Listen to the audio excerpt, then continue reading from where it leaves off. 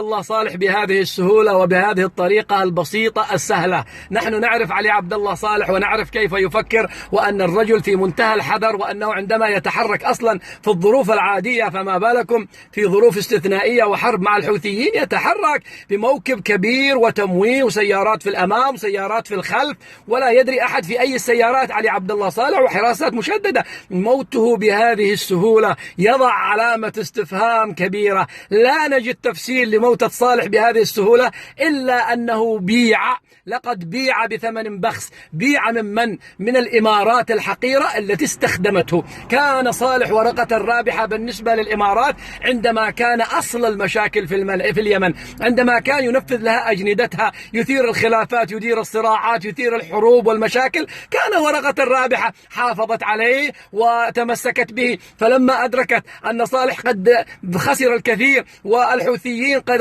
ضيقوا الخناق، وأن الرجل بدأ يهرب إلى الأمام، وفي خطابه الأخير عرض الصلح على السعودية وعلى هادي وعلى الشرعية وعلى المقاومة، أدركت أن صالح أصبح ورقة محروقة، وأنه الآن سيصبح جزء من الحل، فقررت أن تتخلص منه، فأوعزت لإيران، وإيران أخبرت الحوثي، وتم التخلص من صالح.